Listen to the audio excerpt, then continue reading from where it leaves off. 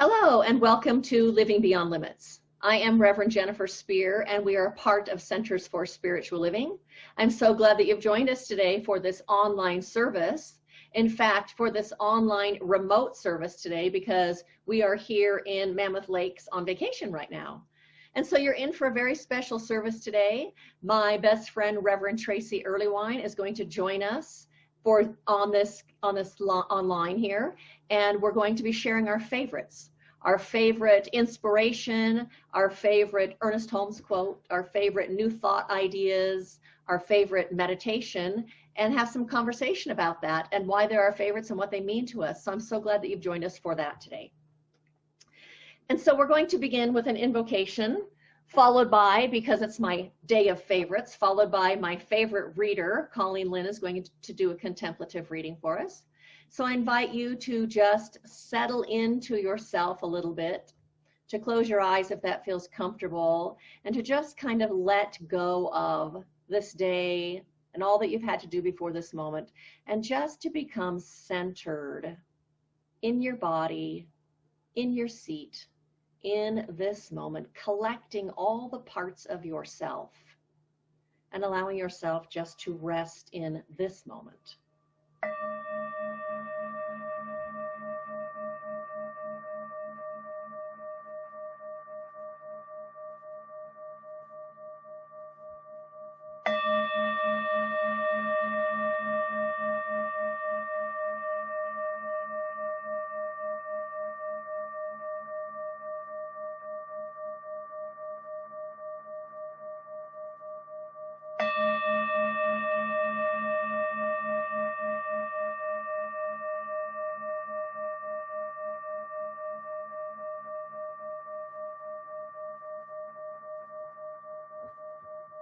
And so resting in the fullness of this moment, we find ourselves resting in the presence of the divine, the presence of that infinite one that is ever present, everywhere in its fullness, equally present, throughout all of time, throughout all of space, that everywhere we go, we walk in this presence, and that we live and move and have our beingness within this one. And so I recognize today that that presence is fully here, right here, that it is expressing itself as this service, that is expressing itself as me, it is expressing itself as you, it is expressing itself as every single person who is listening to this, and that it unfolds itself through this service today as words of inspiration and of light, of beauty, and of the truth that each and every single one of us have been longing to remember and to know. And so we each lean into this presence this morning, knowing that it feeds us and nurtures us through this service. For this is indeed a moment of blessing, and we each indeed are standing on holy ground, and the gift unfolds itself through this service. And so we claim ourselves to be blessed. And I know that this service is perfect and that it is beautiful. And we just allow it to unfold in our openness, in our receptivity, and in our gratitude. And so it is.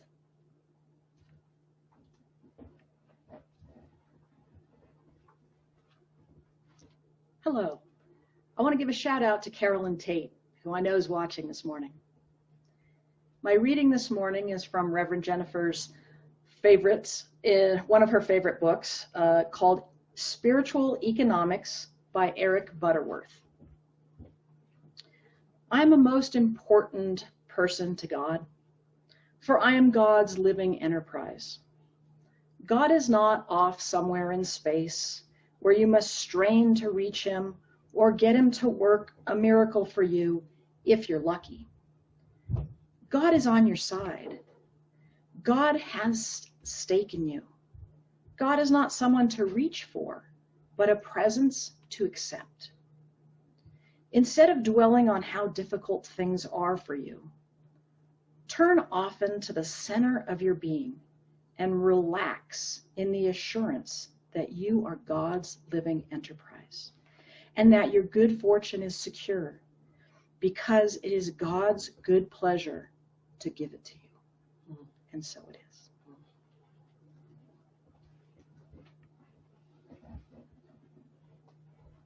Nice. Thank you, Colleen. And so I'd like to share with you our mission statement. And if you know it, I invite you to join me in saying it. And if you are new to us and you don't know it, I invite you just to kind of take this in. It goes like this. We are a sanctuary where people can discover and reveal the presence of God within their own being and experience their oneness with all life. Through the realization of this inner presence of love and peace, we give way to the evolutionary impulse of the divine and become a beneficial presence in the world. And so that's what we are doing here at Living Beyond Limits, is we are giving ourselves the opportunity through the words that are spoken and through the readings and through the prayers and through all of it to once again step back into that place within us that knows, yes, indeed, we are one with that infinite presence, that it is always where we are. And that means that if we are one with it, it lives within us, that all of those qualities of spirit live within us as well. That means that the peace of the divine and the love of the divine, the good that God is, the power, the presence, the wholeness, all of those things are innate to our own being. And when we recognize that we always have access to those characteristics and qualities, then we come to the world differently. Then when the world is not reflecting to us peace or love or telling us that we are enough, we can stand in our own wholeness and power and bring that peace and love into the relationship, into the conversation, into the moment. And as we do that, it transforms what's happening. And as we do that, we become a beneficial presence in that conversation, in our own lives. And because we are all connected to each other and part of this whole, we become a beneficial presence to the whole, to the world. And so thank you for being here with us, and thank you for walking this spiritual path and saying yes to the call of your own soul, the divine presence within you, to be that beneficial presence in the world. And so I'm going to share with you a couple of invitations because we're doing things out of order today since Reverend Tracy is joining us.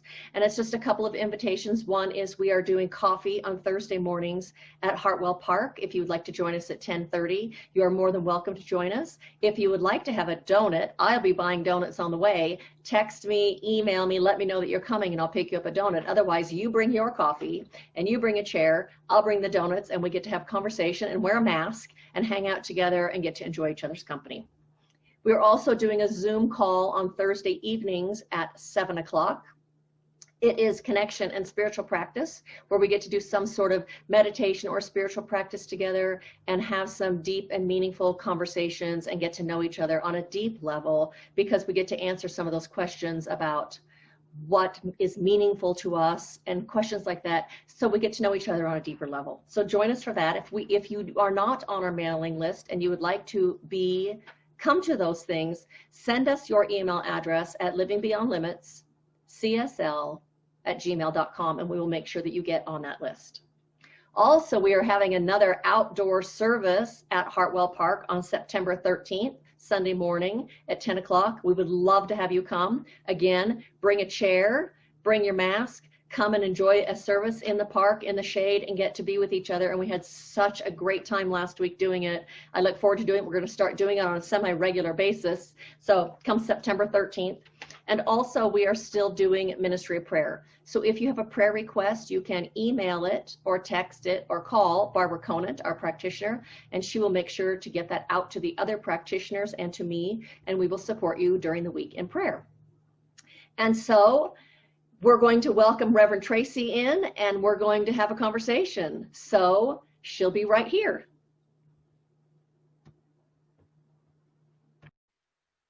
There we go. So here, Reverend Tracy and I are. So nice to be with you. And It's so so we're good just gonna, Hey, everybody. I know, huh? And Yep. so we're just gonna jump right into sharing some of our favorites. And so I'm gonna actually start with my very favorite quote from the Science of Mind textbook, very favorite quote of Ernest Holmes. And it goes like this: "Thou art the center and circumference of my life. the beginningless and endless part of me, the eternal reality of me, the everlasting power within me, the eternal good working through me, the infinite love impelling me, the limitless peace and calm within me, the perfect life living through me and in me, the joy of the soul and the light of the Spirit illumining me. O Lord, God, eternal and forever blessed, thou art my whole being. That is my favorite reading out of the Science of Mind textbook. And one of my biggest realizations from walking the spiritual path is the truth of oneness, the truth that we are one with that infinite presence and that we are one with each other. And of course, because life doesn't always go as planned and things don't always go the way that I would prefer them to go, sometimes I forget that. And so that reading always takes me back to that place within me that absolutely knows that. And it reminds me of that truth. Thou art my whole being. Thou art my whole life. Thou art the all in all. When I forget, it helps me remember that and how grateful I am for those words. I love that quote, and it really speaks to me of that reminder that we're not just what we do every day. We're not just the, Wednesday afternoon something that we're supposed to get done. That we are all of our daily activities, and we're really coming from and as so much more. And that is that anchoring principle that Science of Mind teaches, that as human as we are, and as wonderful and messy as that experience is, that unchanging center point of power is always there. So it's very powerful. I really like that. It's funny how many years have I been reading Science of Mind, and I don't remember actually reading that quote. Wow. I'm sure it just showed up in the book for you at some point, but always something to discover, right? Yeah, absolutely. All right. It's so rich. Yes. So let me share with you my favorite quote. It's actually from one of Ernest Holmes' books called Ideas of Power. And he says, "There is a laughter of God, let's laugh it. There is a song of the universe, let's sing it. There is a hymn of praise, let's praise it. There is a joy, a beauty, there is a deep, abiding peace, let's experience it." And I think what that does for me is it is a very clear directive that we are meant to live a life of joy, a life of peace, that there is an activity of living that is meant to be laughter and praise and appreciation and expression, that all of the inner, whatever prayer work we do or contemplation or quiet time and whatever human stuff we do out in the world, that all of that is contained in this laughter of God, this laughter of life, this joy and peace that is the very nature and essence of what and who we are. That's what that does for me. It just took the idea of spiritual out of the heavy, somber, obligatory, follow the rules aspect that I was raised with, and turned it into an expression of life, and it resonates with the truth of who I am. So it's a center point for me too. Nice. And I think for me, that reminds me of just what you commented about mine. It reminds me that there is so much more than this material life that I'm living and my day-to-day activities, and that I can choose something bigger. I can choose peace, and I can choose joy, and I can choose laughter, that those are always available to me. Yeah. Love that. Yeah. Wonderful. And so my favorite idea out of the Science of Mind teachings says this. It starts like this.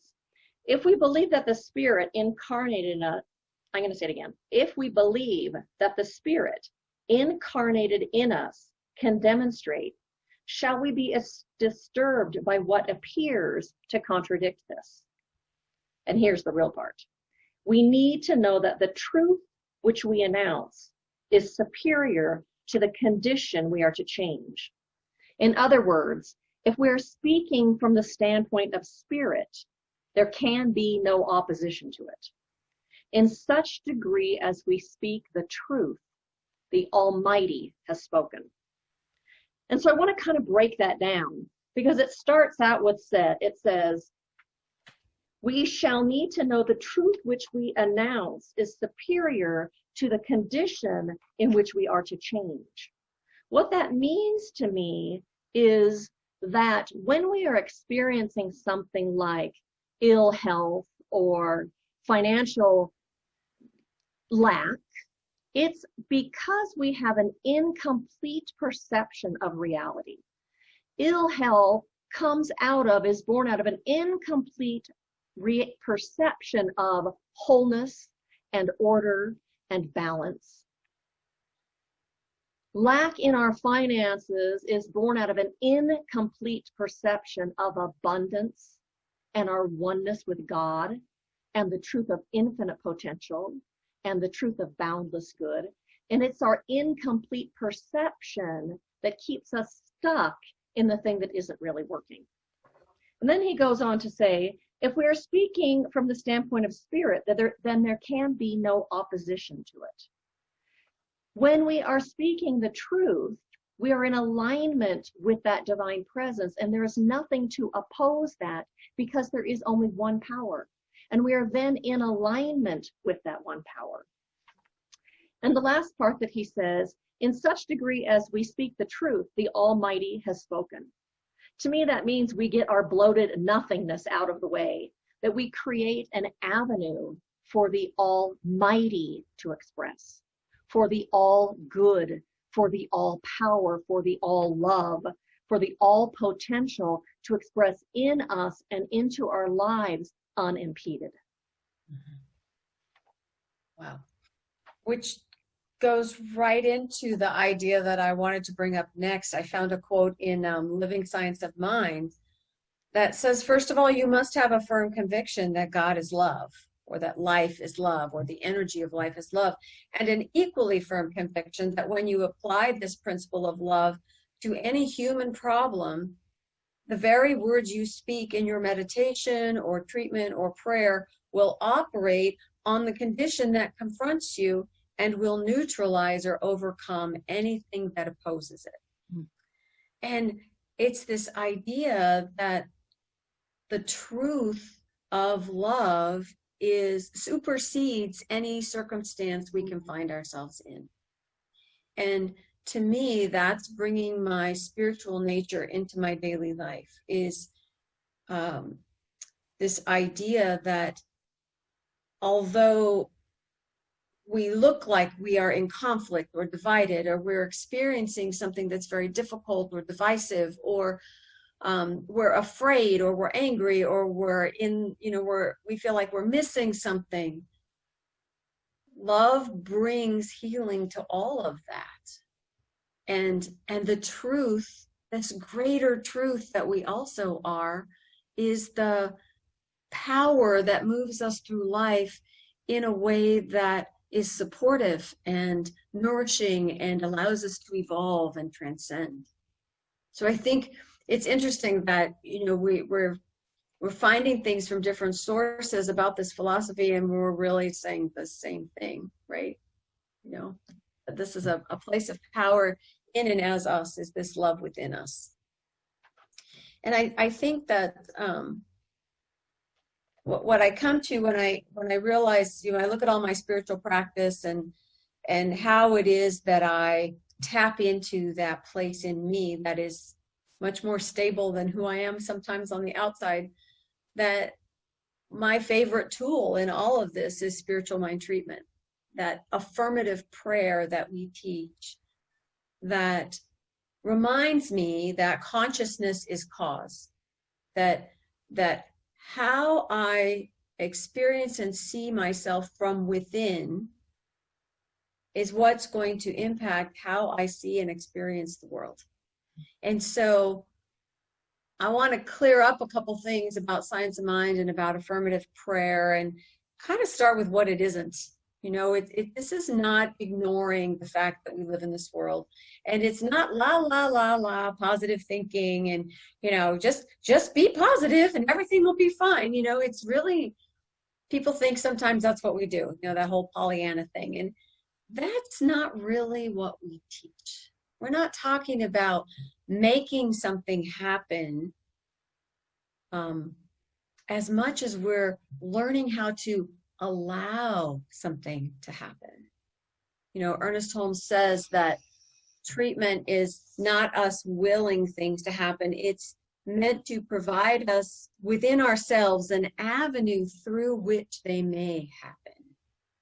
It's letting reality through capital R. It's clarifying our thinking, removing the ways in which we think that stop us, that obstruct us, that block our good, and allowing us to better realize that spirit is, that this energy of life is just who we are. And when I do a spiritual mind treatment and start with this remembering that the energy of all life is the energy of my life, that this oneness and wholeness that we've been talking about is actually who I am, then when I set my intention or call for my good or know what it is that I want in my deepest of hearts, then life will move me in that direction. And the opportunities I need and the resources that are necessary will show up. And so this practice of doing spiritual mind treatment, of remembering the greater truth, remembering that that's who I am, and appreciating the good I have where I already have it. That is what opens the floodgates. That's what makes me an avenue for things to happen. So my practice is to pause and get centered and remember. It's a way of communing with the spiritual nature that I already am. Mm-hmm. It's not making me into something else. It's reminding me to appreciate what I already am. It's that wholeness that already is. And it creates that perspective, right? That higher perspective we're talking about, the perspective of truth. And I was thinking about how, you know, when I used to babysit all the time, you know, the toddlers, you know, would have a tantrum or get mad or say, I hate you, or whatever it was. And I had a different perspective than they did. In other words, I didn't take it personally. I had a view that said my telling them no or wanting them to do something else was really in the interest of all of our best interests, right? I wasn't trying to make it harder on them, even though they thought so. So the same thing happens now when someone is angry or acting out of fear and lashing out. I don't want to react in kind. I don't want to perpetuate that place of fear or even that sense of anger, as much as I want to bring something that heals, some way of recognizing not just what we're against, but what we're for. So when I look at the world and when I look at my world and see the tensions and the conflicts that are going on now, I know that I am for truth and justice and actions that provide nourishment and healing and support and love. And that all starts with how I talk to myself, how I think about myself, how I think about you, how I think about situations. It's bringing spiritual mind treatment, lets me bring into alignment my spiritual nature with my thinking, with my emotions, with my imagination, and opens up all of these possibilities. So I find that any spiritual practice, but especially this one, is reminding me to stay in balance between the human and the divine that I am. That's what makes it very powerful for me. Nice. I love spiritual mind treatment, and I especially love spiritual mind treatment because it helps me get unstuck when I feel stuck in my life. It allows me to remember that there is something bigger, that there is something greater than what I'm seeing, and that thing is really infinite. And so my other favorite that I'm going to share with you is out of the book, The Spiritual Art of Healing by Joel Goldsmith, who was a Christian Science practitioner. And so this is one of my favorite ideas out of the New Thought movement itself. And it's talking about spiritual mind treatment. And so he says, treatment is a technique employed to lift consciousness to such an elevation that a contact with God is established, which then permits spiritual power to flow into human activity. It is a recognition of spiritual truth, the purpose of which is to reveal an already state of divine harmony. So like Reverend Tracy just said, we're not trying to make something happen when we do spiritual mind treatment. We're not trying to manipulate things. What we're actually doing is we are talking to ourselves and talking ourselves into a larger perspective, into a broader understanding of reality, so that in that broader understanding and in that expanded perception, we can allow that which is greater to flow into our life. Because as you know, normally when we have a problem going on in our lives, the thing that we do is we focus on it and we talk about it and we think about it and we go over it and over and over it again in our lives. It's the ongoing. That spiritual mind treatment is the tool that helps me get out of that repetitive thinking and that stuck thinking so that I can see something bigger. And I love that. Yeah. Great. So do you have something else to add, Reverend Tracy? No, what you said.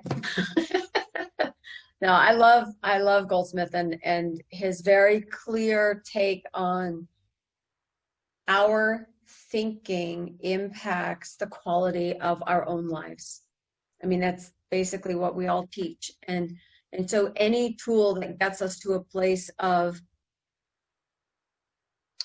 clear thinking and of understanding possibility, that when we are anchored in that center point of love, of this spiritual perspective of this flowing life, that there's this constant flow and giving and receiving of life, when we're there, then all good things are available. Mm-hmm. And so that just always gives me hope, no matter how bleak or how dark it looks. You know, one of my other favorite ideas of Joel Goldsmith, he talks about the only reason that we as human beings experience lack or dis-ease of any kind is because we have believed in this mirage, that this whole human experience is what is ultimately real and only real. Because I know in the past, religious science has done a thing of, oh my gosh, what's wrong in my thinking that caused me to be sick? Like there's a specific thought or a specific thought around money. And Joel Goldsmith is saying that's not it. It's believing this material world is ultimate reality. So that tool of spiritual mind treatment allows us to see a bigger picture, an expanded picture, so that our life also can expand. Right. And so I have a meditation to share. Do you have another favorite before my meditation? No, I'm ready to meditate. Thank you. Okay, I'm going to share with you my absolute all-time favorite meditation that I've done. And it's my favorite meditation because it's about oneness. And so I invite you to just settle in to your seat and to close your eyes if that feels comfortable, and just to allow yourself to settle into your breath for a moment. And so let us begin this meditation with the breath. Breathing in slowly and breathing out slowly. And bringing all of your attention to the breath.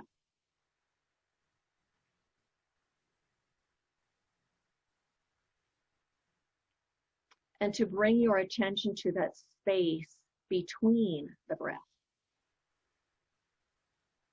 Breathing in and being in that space before breathing out.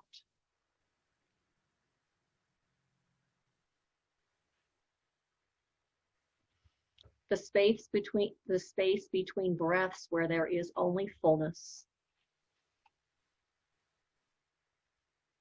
only wholeness, and the truth of oneness.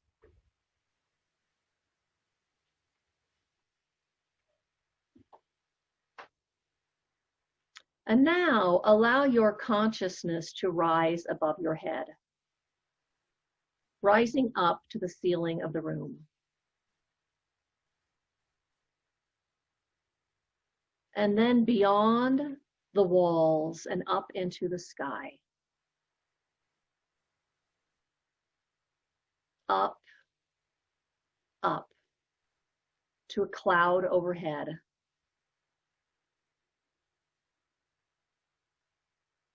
A cloud drifting through the night sky. The stars are out, and the moon is shining so brightly, lighting up the landscape below for as far as your eyes can see. It is magical and so beautiful. And you are one with all of it.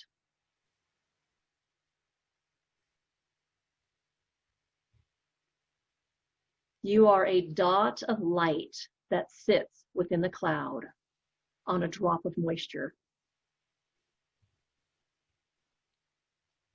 You are a raindrop which falls through the starry night, landing on the top of the highest leafy tree.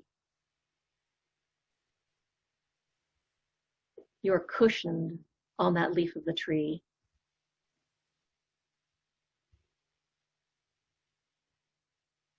And now, slipping and sliding down that leaf onto a small branch. And slipping down the wet branches. And sliding down the trunk of this very tall tree. Slipping along in the soft wetness. Closer and closer to the earth. And finally sliding off onto the fragrant ground.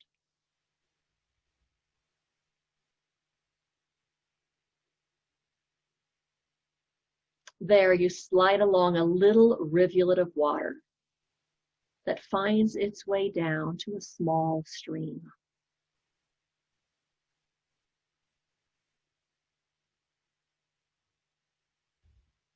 And you are the drop, sliding with the others into this narrow stream, which becomes wider and gradually wider, flowing along, reflecting the moonlight above. One of many that make up this widening stream.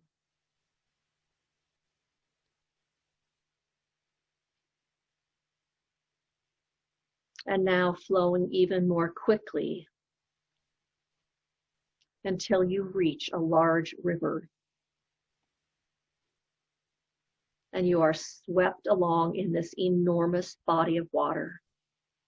The rapid current, one with the flow of all this rushing water, reflecting the moonlight. Riding along on your way out to open sea.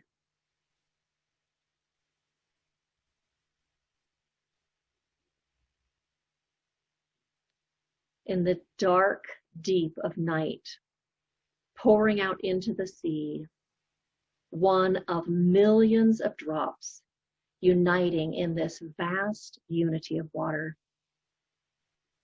exulting in the fullness and the joy of life itself. Bouncing and leaping in the spray of the waves, bouncing and leaping in the surf, glistening high in the air.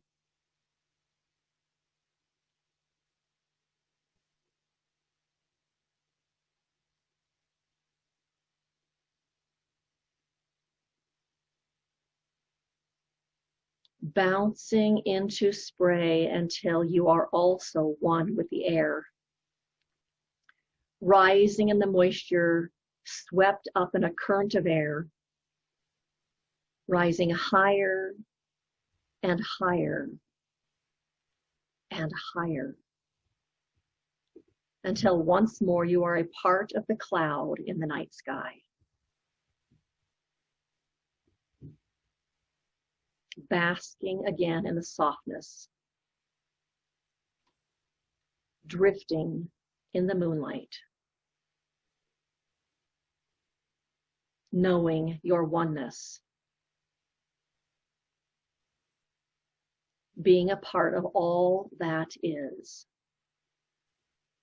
and yet always yourself, always one.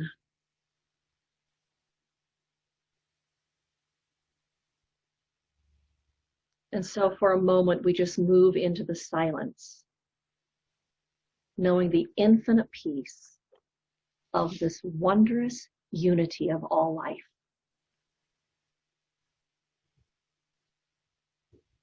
And so we just rest here for a moment.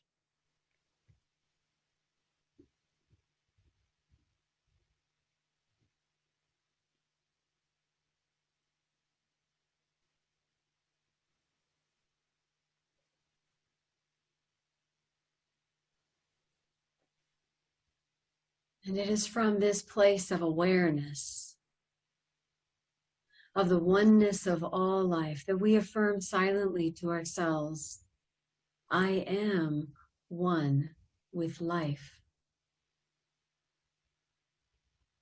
I am love expressing.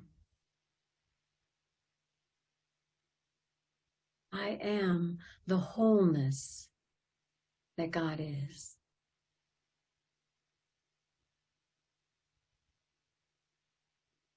And knowing that we are part of this infinite expression of life, I speak my word for each and every one of us, that that which is unlike love simply falls away.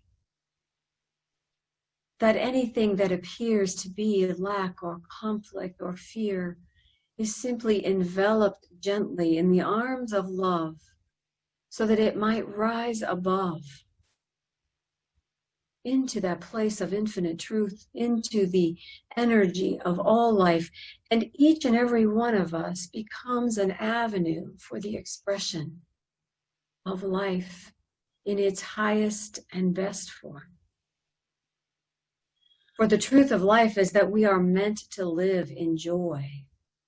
We are meant to experience the abundance of things, the abundance of love, the abundance of that connection with all beings, which nourishes and supports and lifts us up.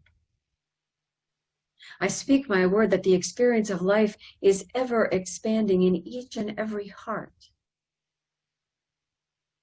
That all that needs healing is revealed as part of the wholeness of life. That we are able to step into that greater yet to be that we are meant to be. And I am grateful for every step that brought each one of us to exactly this point in life. And grateful for the steps to come, which will continue to grow us, to transform and transcend that which has come before. For in this life, in this energy of spirit, in this allness of the all, there is good and more good. There is love and more love. There is a power within and without, which is the very nature of our being. And so grateful for all of the ways in which this power shows up in and as me. Grateful for the ways in which the love that I am is the connection I feel from one heart to the next, from one hand to the next, from one smile to the next. And holding this truth in my heart, I release any sense of struggle or strain or making things happen and simply allow this flow to be the form of my daily life. Simply allowing myself to see and experience love wherever I look. Letting that light that I am shine wherever I am. And reminding myself that life is good, that each and every heart is love in action, and that together we are this unified force called life that is all that spirit is. That's each one of us, uniquely beautiful, thriving, becoming whole and complete. I simply let this word go into law, for I know that it is in fact all God, all good. It can only be so. And so it is. So it is. Thank you, Reverend Tracy. Thank you so much for joining us today. Thank you. Thanks to everyone for joining us today. We hope you've enjoyed our favorites. Jennifer, this is the part where you speak. So lovely being with you. I'm so glad you joined us for sharing our favorites with you, and we look forward to seeing you back here next week. Have a lovely week. In the meantime, blessings to you. Know that you are held in love and that you are held in our thoughts. Always. See you next week. Always. Bye till next time.